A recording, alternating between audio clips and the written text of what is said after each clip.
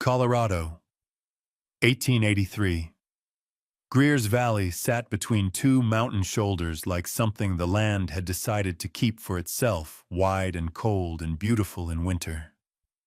The kind of place where people knew each other's business before they knew each other's names. And in a town like that, invisibility isn't something that happens to you all at once. It happens slowly. One unremarked morning at a time. You know what I keep thinking about? What it must feel like to walk into every room in a town and walk out of every memory. To be standing right there and not be seen. 3 years of that. I just want you to hold that thought before we begin. The Mercantile on a Sunday morning in January smelled of pine pitch and cold wool, and the tobacco haze that never quite cleared from the rafters. It was the kind of store where the whole valley passed through boots on plank floors. The proprietor's bell ringing above the door. Voices overlapping in the close warmth. Mrs. Harmond had been speaking for 2 minutes. Her back was half turned, her voice carrying the particular brightness of a woman sharing what she had decided was general knowledge. No family to speak of, from what anyone can tell. Just that arrangement with the Leland property. One does wonder how long such a situation can go on. The women near her nodded in that mild, unhurried way. Iris Vane stood 3 feet away. She had come for a spool of thread. She held it in both hands and looked at a point somewhere past the dry goods shelf.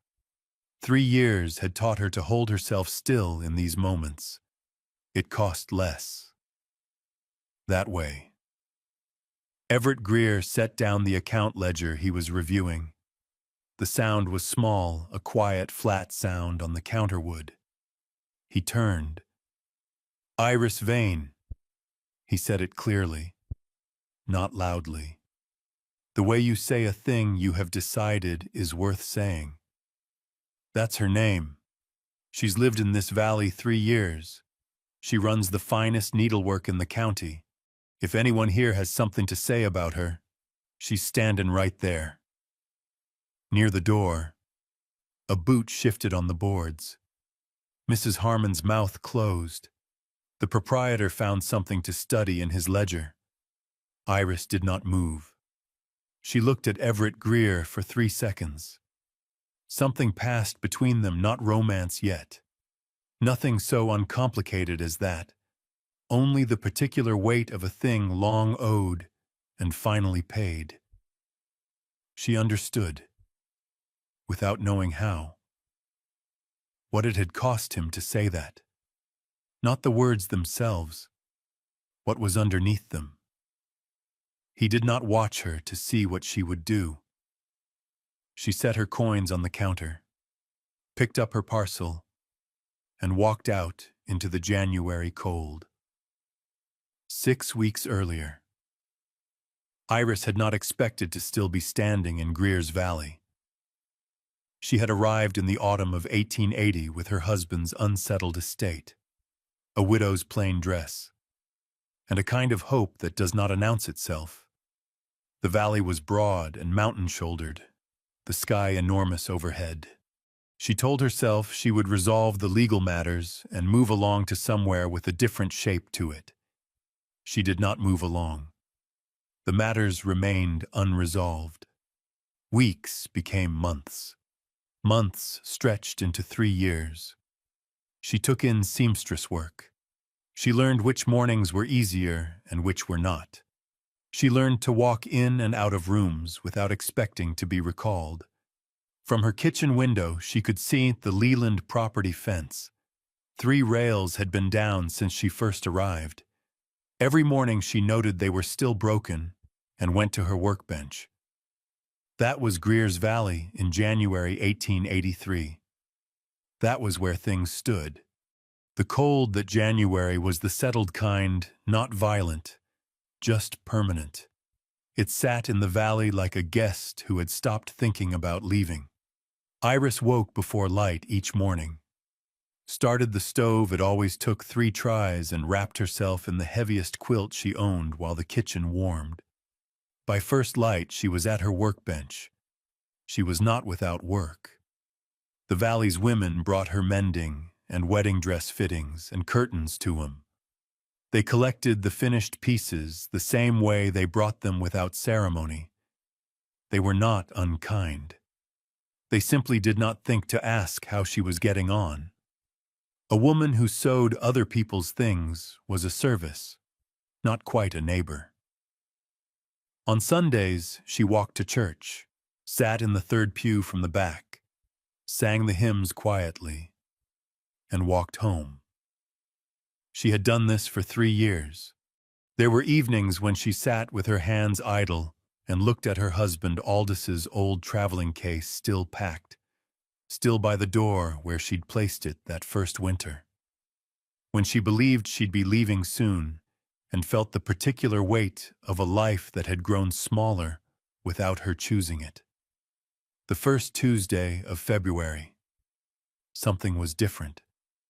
She rose before light, crossed to the kitchen window with her coffee, and looked out at the fence line. 3 new rails. She set her mug on the sill and pressed close to the glass. The rails were fresh-cut pine, set clean into the posts. The work was careful, done by someone who knew what they were doing and did not rush. The ground around the replaced post had been disturbed and then smoothed. No trace of who had been there. No note on the gate. She pulled on her coat and went outside in the cold. She stood at the fence and looked at the new wood for a long moment. She went back inside, finished her coffee, and went to her workbench.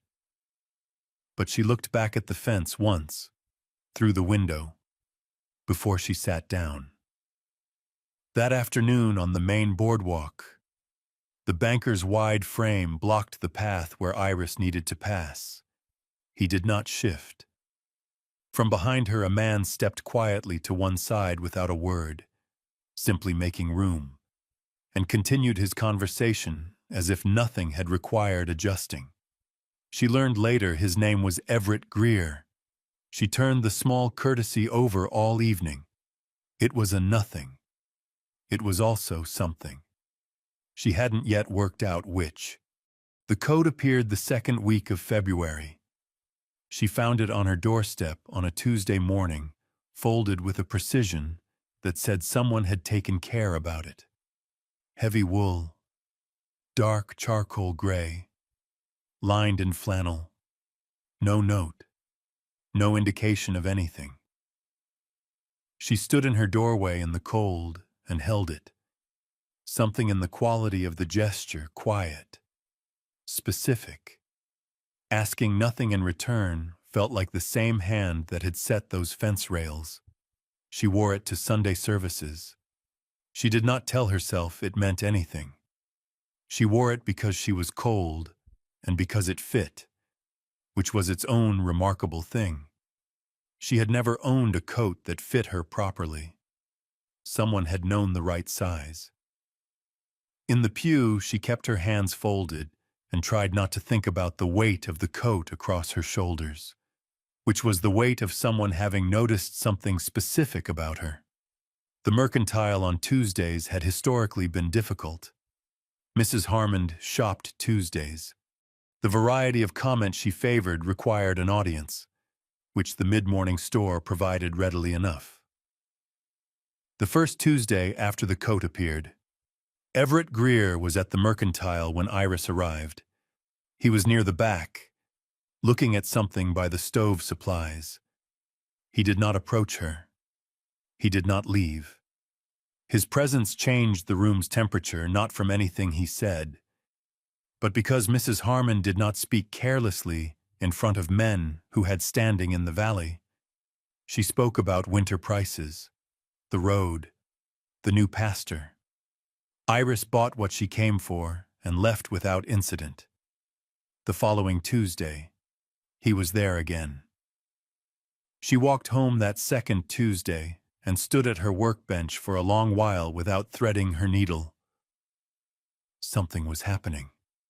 She could feel the shape of it, even if she couldn't name it. It had the quality of patience of someone who had decided to show up and had not needed her permission to do it. She looked at the coat hanging on her hook by the door. She did not take it down. The third week of February brought 2 days where the temperature softened just enough to make the snow heavy and the air smell of something almost like mud. The mountains still held their white, but the road showed dark where the traffic ran. Iris was walking back from delivering the Eckley curtains when she came past her property and saw him.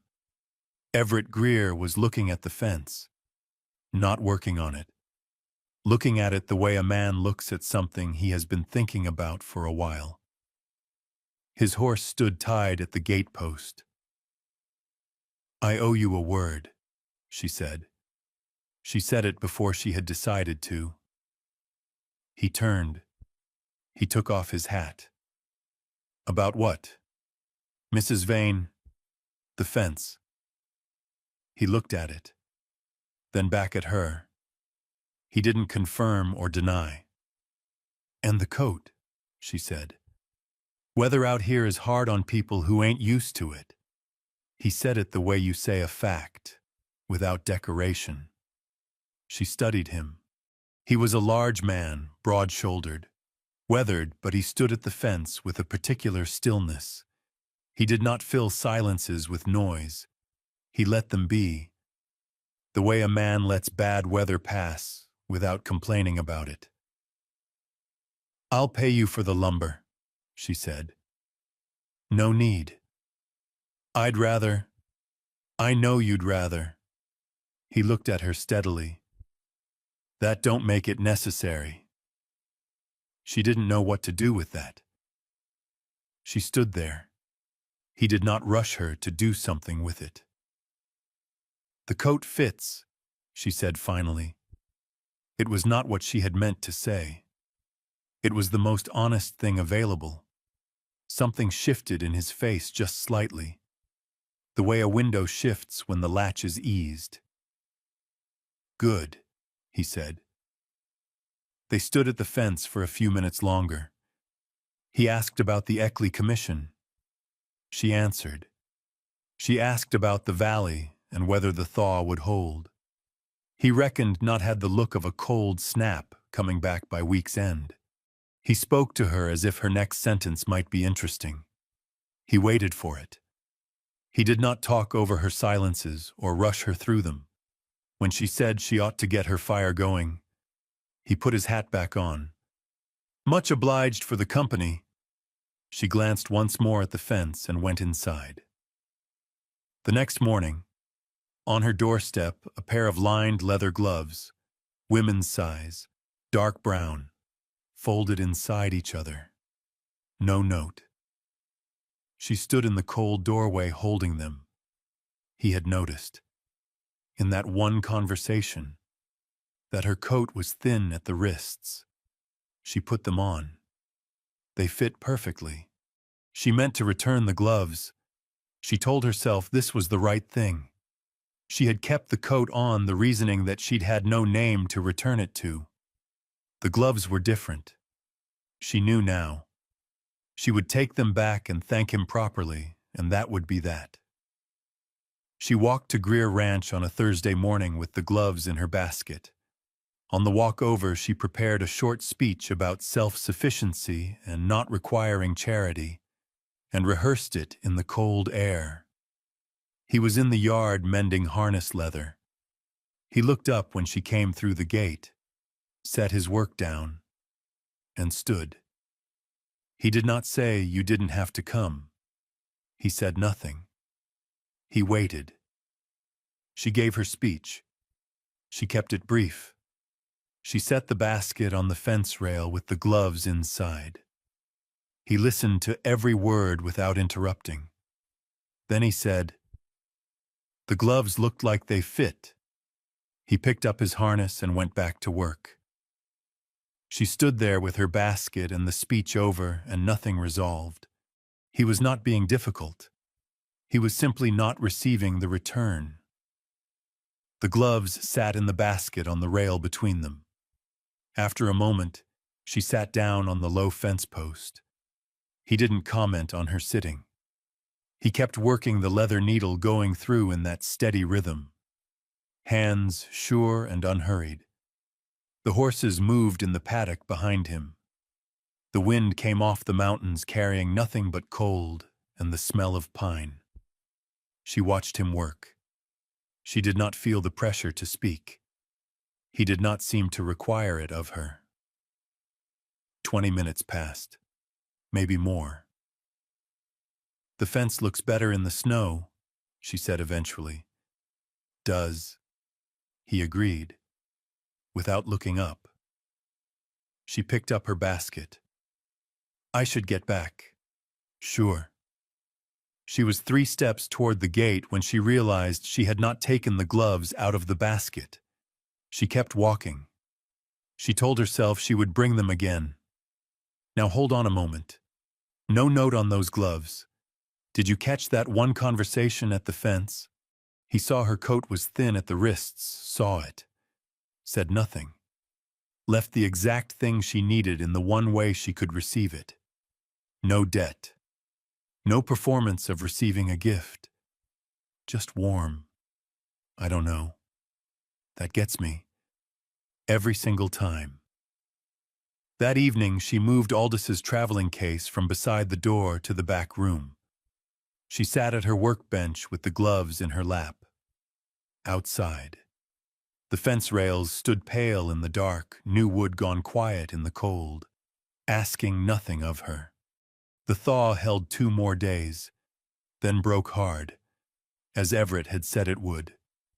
The cold came back with a particular intensity, the kind that turned the road to iron and put ice on the inside of window panes.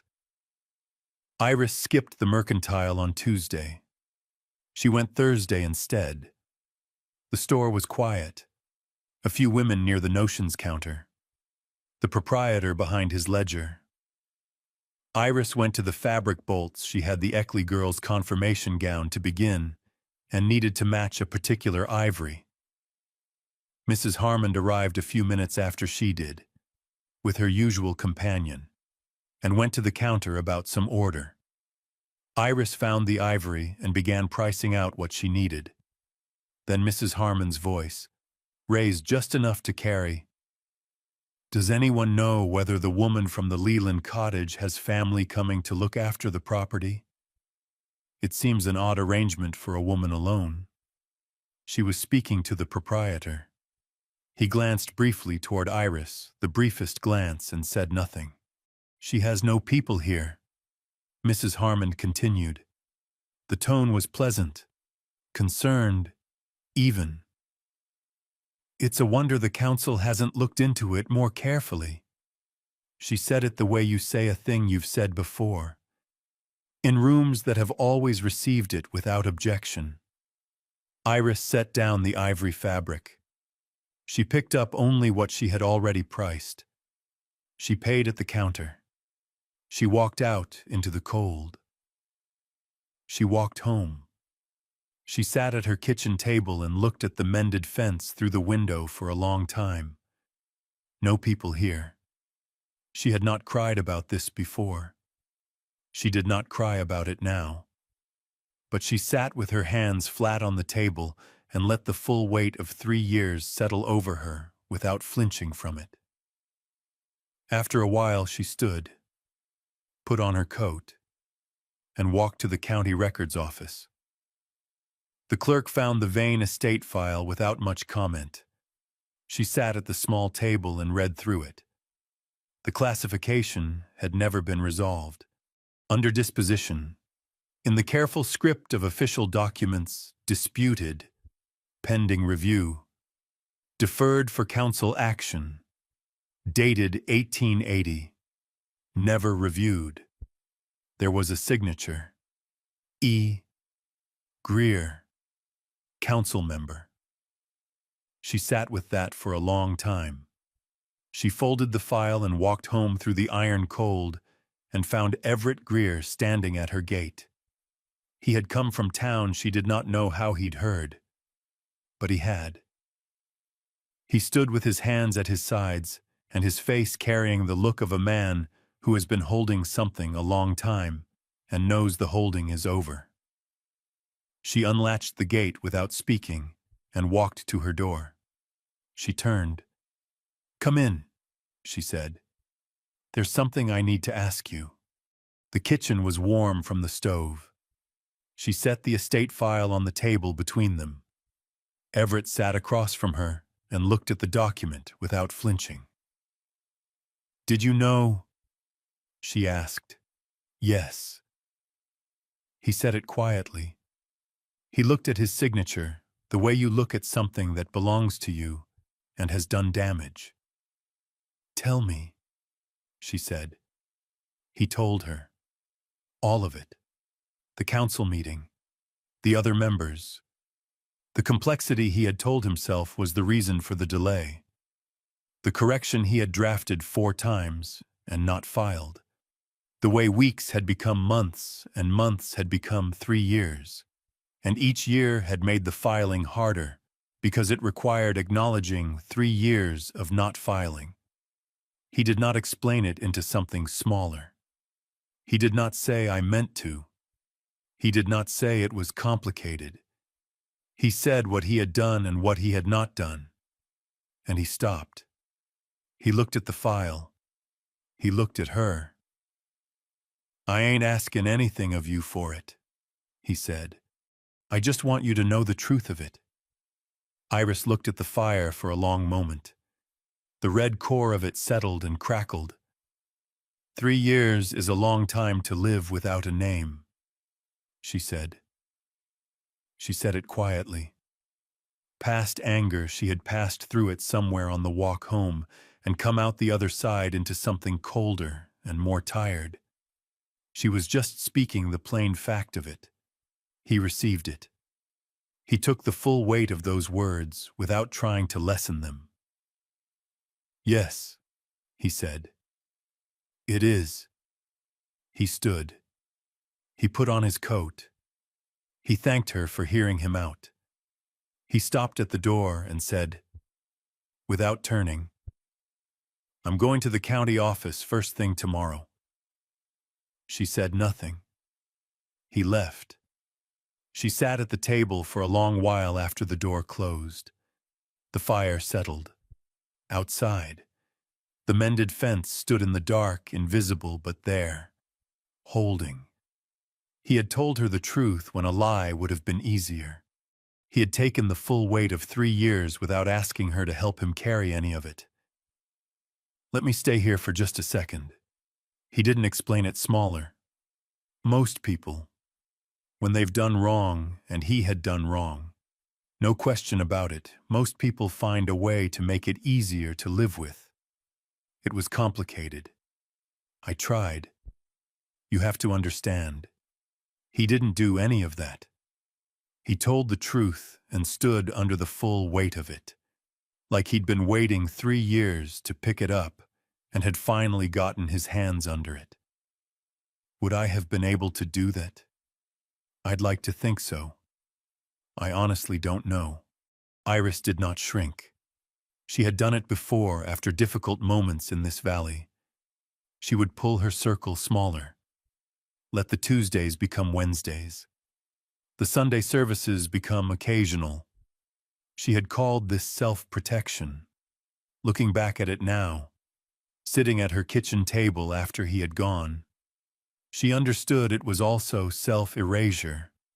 She had been helping the town forget her. She got up early on Sunday. She put on the coat. She put on the gloves. She walked to the mercantile, not to the church yet, but to the mercantile, which was the harder room and the one she had been avoiding most. She walked through the door and went to the fabric bolts because she still needed to source that ivory for the Eckley gown. And she needed it. And she was allowed to be in this room. She was examining a bolt of cotton sateen when Mrs. Harmond arrived with her sister. The familiar pattern began the pleasant voice, the looking around, the careful positioning of a comment near but not quite at Iris. I do wonder about the property situation over on the Leland side. These arrangements always seem to leave things unsettled, don't they? Iris held the cotton and looked at the wall and breathed. Everett Greer came through the door. His eyes found her first. She noticed that the way his gaze went to hers before it went anywhere else in the room. Then he crossed to the counter, set down what he'd brought, and listened for a moment. He set the ledger he was carrying on the counter. He turned. Iris Vane.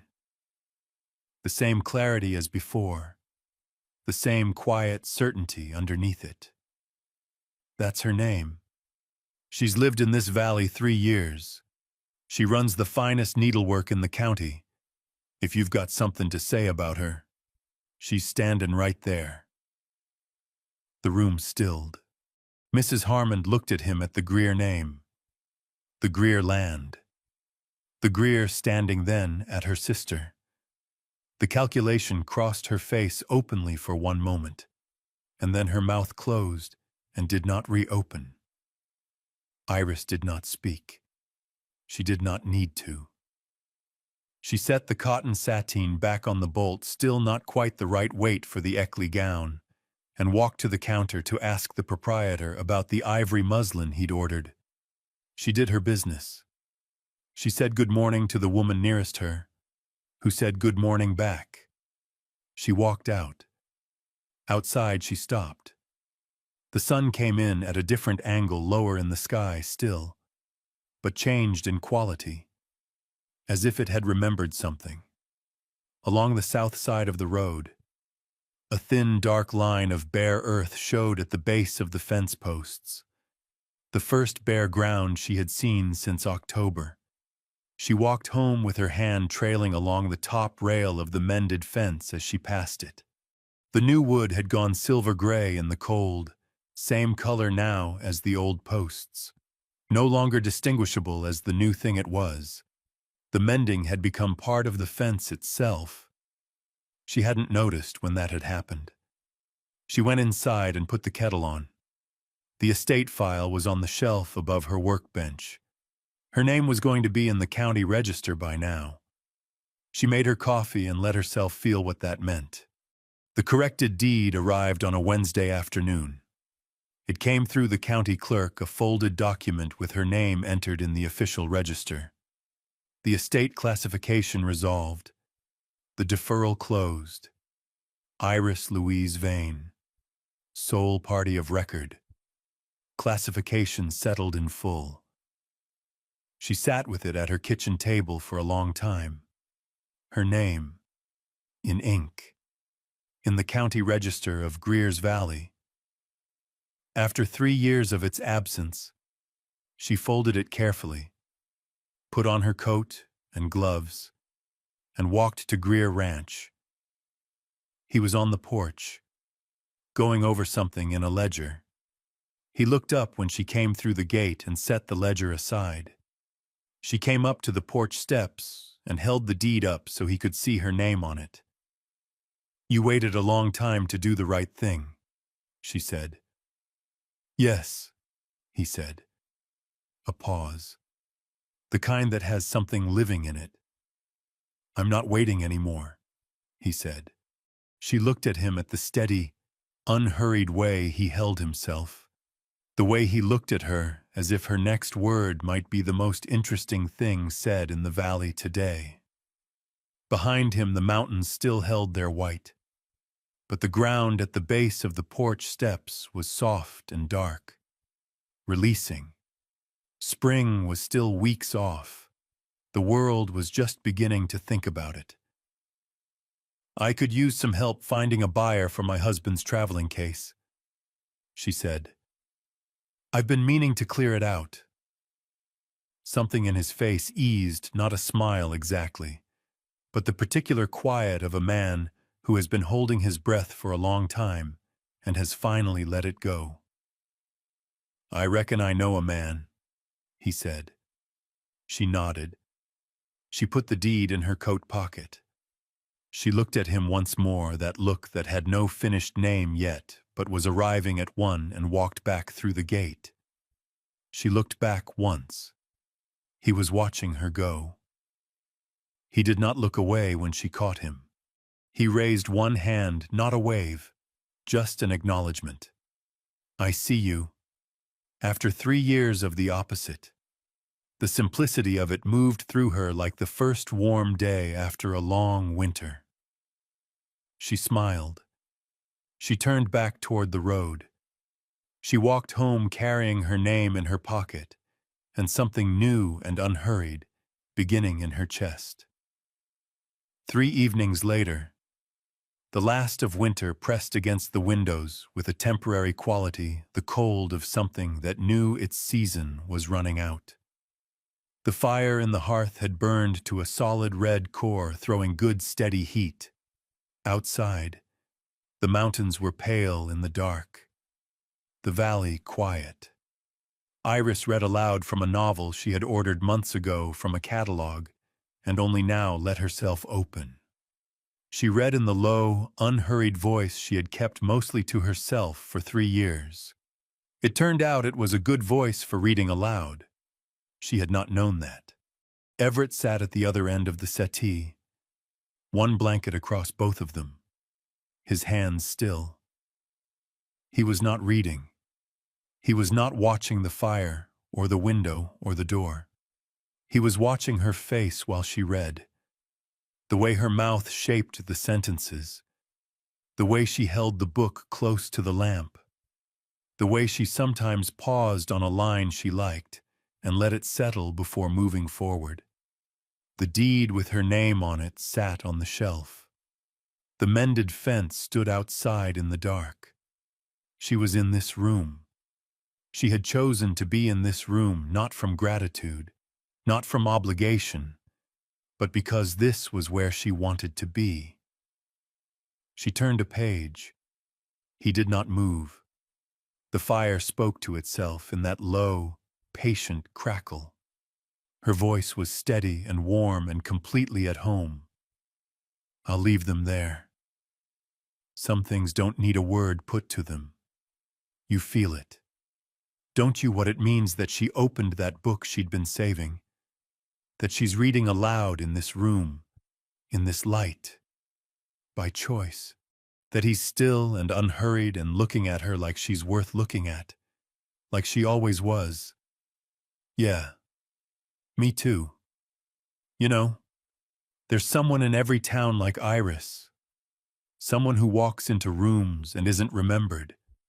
Someone who learned, slowly and without realizing it, to make herself small enough not to take up space. And there's someone in every life who could say a name into a room and choose not to, or who finally does, even though it costs something. If someone in your life said your name like it mattered, like you mattered, maybe take a moment today. Let that land. It didn't have to happen, but it did. The right person won't rush you. They'll wait. And when they do it right, their waiting feels exactly like safety. This is a fiction story we created for entertainment. We hope it carries something small into your life, maybe the reminder that being seen, truly seen, is never too late to receive. Thanks for walking this whole road with us.